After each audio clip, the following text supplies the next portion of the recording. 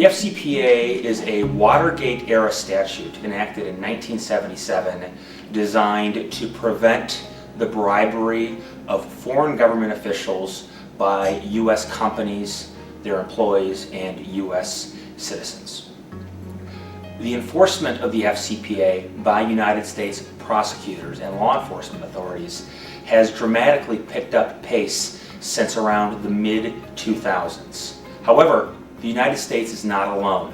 Recently, foreign governments and foreign law enforcement authorities have also picked up the pace of their enforcement of their own local and international bribery laws.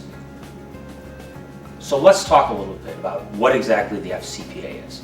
The FCPA prohibits U.S. persons, companies, and individuals from providing a payment or anything of value to foreign government officials in order to obtain or retain business or direct business to a third party.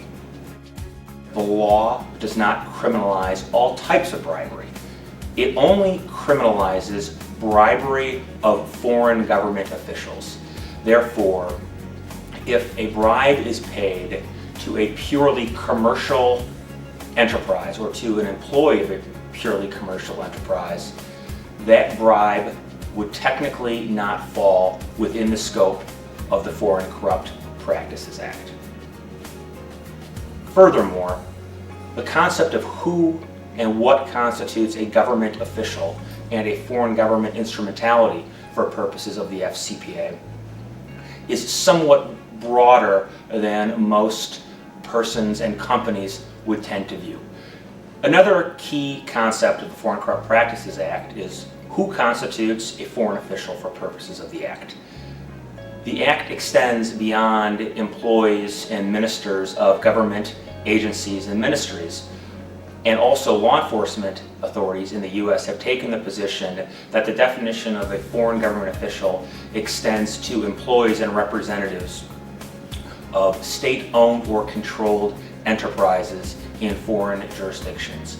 So, for example, the SEC and the DOJ have taken the position that employees and representatives of foreign utilities, foreign banks, foreign oil companies that are owned or controlled by foreign governments all fall within the scope of a prohibited recipient of a bribe under the FCPA. As a general matter, a U.S.-based private equity firm and its employees are going to be subject to the FCPA because it falls within the definition of a domestic concern. That's a fancy sounding name for a U.S. domiciled and incorporated company, and its employees will be considered agents and employees of that domestic concern for purposes of the FCPA. Furthermore, the FCPA extends to non-U.S. based companies and individuals that take a step in furtherance of a prohibited payment within the United States. The DOJ and the SEC recently have been pushing the boundaries of that step or act in furtherance of the bribe in recent enforcement cases to include steps such as using U.S. wires in furtherance of a bribe or using U.S. bank accounts. Another key thing to remember when assessing FCPA risk is that the Act doesn't criminalize simply bribes made by a private equity firm or its employees. It also extends to bribes paid by third parties. This can include bribes paid by portfolio companies or agents or representatives of those portfolio companies. The key to the third-party payment provisions is that in order for a payment to be prohibited, the private equity firm or its employees must have known or been substantially certain that some or all of a thing of value, whether it's money or some other economic benefit, would be used by a third party to make an improper payment. Is that there are laws in many countries very similar to the FCPA.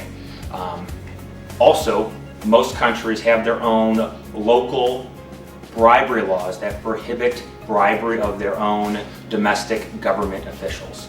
One of the more ballyhooed developments in the recent years has been the enactment of the UK Bribery Act. I call this oftentimes the FCPA on steroids, and that may or may not be correct in the long run, but at least right now it covers everything that the FCPA would cover with certain exceptions. But it also goes beyond that.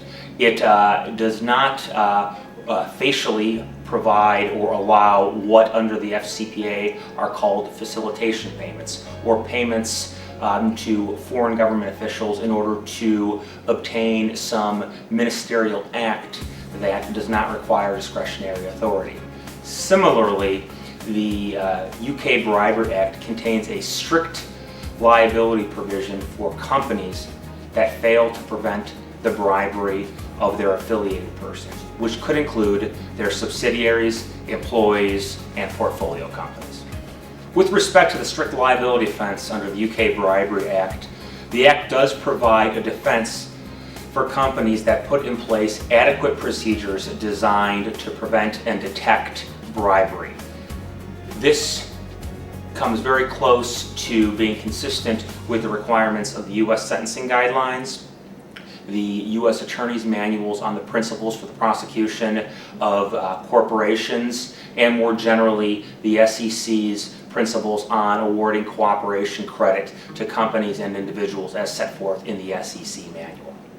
The FCPA requires only that public companies in the United States with stock registered under the United States federal securities laws, or that file reports with the SEC under the federal securities laws, maintain accurate books and records and a system of internal controls designed to prevent the misuse of corporate assets. The accounting provisions are a separate or second provision to the FCPA, the first provision being the anti-bribery provisions. The second provision of the FCPA is these accounting provisions, which are intended to require public companies to record transactions accurately and maintain a system designed to control the disposition of corporate assets.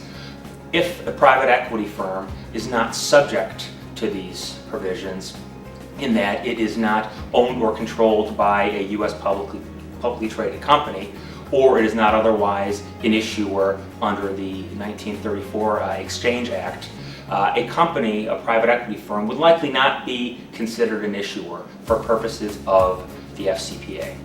However, after the Dodd-Frank Act, many private equity firms may be subject to similar books and records and internal controls provisions, in that they may be required to register as an investment advisor under the Investment Advisors Act of 1940. There are also practical issues at play here too. A company that is engaged in corruption or other illicit activities will likely need to halt or cease that conduct post-acquisition by a US-based private equity firm. To the extent that conduct needs to be ceased and employees need to be terminated or resituated, that can have a very significant impact on the valuation of the portfolio company by the private equity firm. In my experience, this is one of the main business issues that arises out of any anti-corruption law due diligence project conducted in the private equity or frankly any corporate context.